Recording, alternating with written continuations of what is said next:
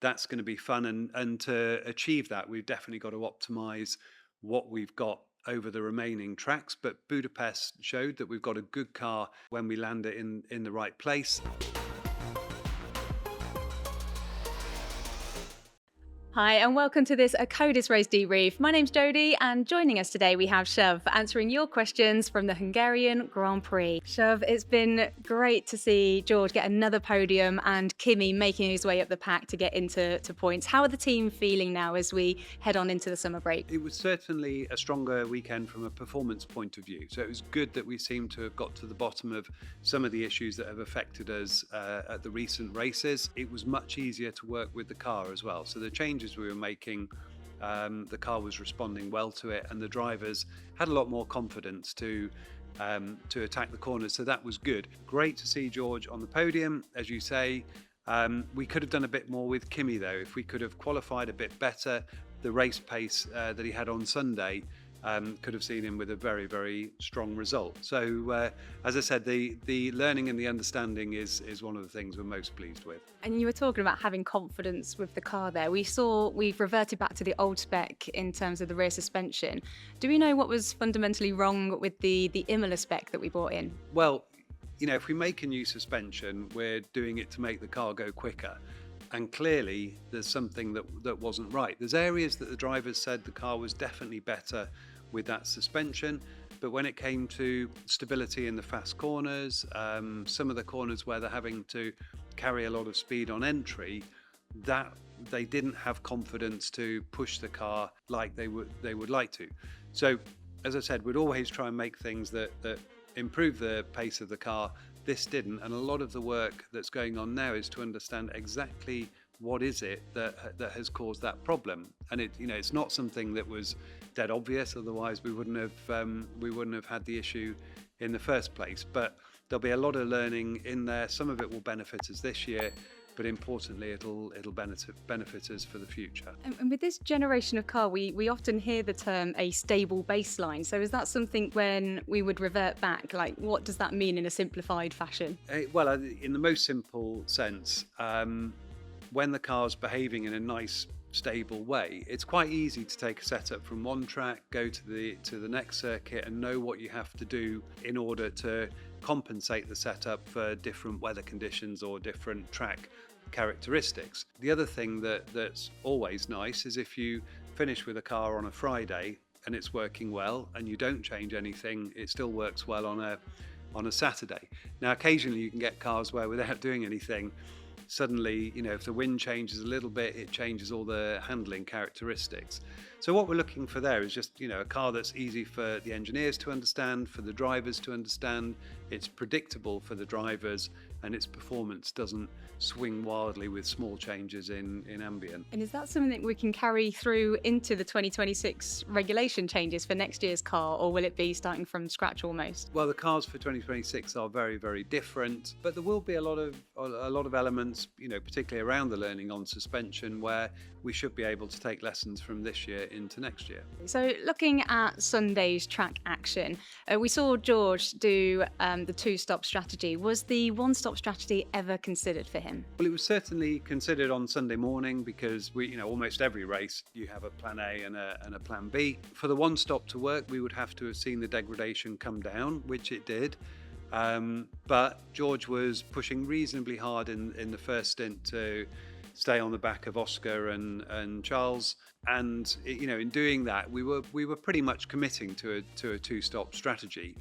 If you're going to drive a one-stop strategy, you want to be doing a bit more management early on, so that when you suddenly get into clear air, you can actually put some decent times in.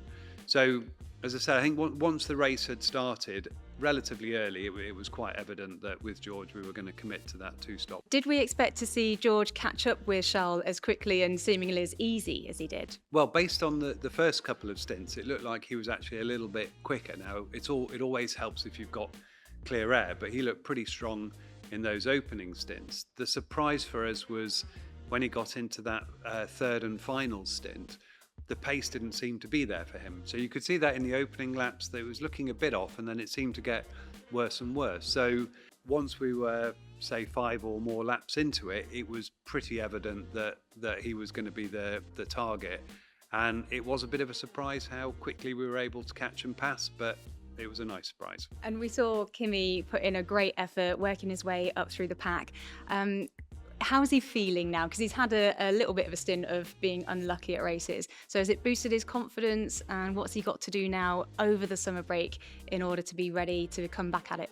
Well, as you say, he drove a great race. It's very difficult with the field as tight as it is to be able to make progress, and he was one of few drivers that were able to make a lot of forward progress. How's he feeling? Well, he's much happier with the car now. So from Friday practice, but through into Saturday, into Sunday, you could see that his confidence in the car was growing. It's making a lot more sense to him. And while qualifying didn't quite come together, there were signs, early on being able to get through Q1 on a single lap on the soft tyres. Well, that was definitely encouraging. We just didn't put it together in Q2. We'll work with him on that.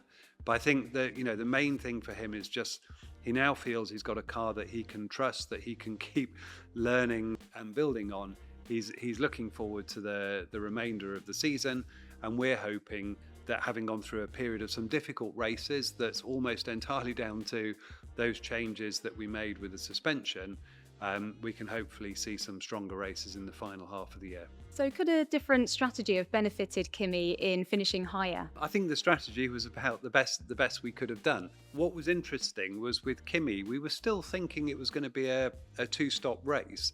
The surprise was once he got into clear air on that second stint, how fast he actually was. He was putting in some really, really quick times and was looking like one of the most competitive cars in that race at points. And the tyres were really holding on. So he was doing a very good job of the tyre management. Now, the way the race was panning out, if we did a stop and converted to a 2, we'd have dropped out of the points. We thought it was a long shot doing so many laps on that hard tyre to the finish. But if he could get there and not lose places, well, that would earn him at least 1 point. So that was what we tried to do. There was nothing to lose, really. We hung on there, and he did a brilliant job of managing the tyres, but also some fantastic defending in those final laps to get that point. And did the cooler temperatures over the weekend, did they play into our hands to benefit us in pace for qualifying and over the race? It's difficult to say. We certainly looked more competitive in cooler conditions in qualifying than we were in the hotter conditions we had earlier that morning in FP3. The other thing I'd say is that McLaren, when it was hot, looked particularly strong. So they looked like they'd have a pretty easy time at locking out the front row. Well, that isn't what we saw when we came to the cooler track around 35 degrees in qualifying. But that is an area of the car that we're still working to try and improve. It won't be one big step that we take. We'll just be chipping away at it.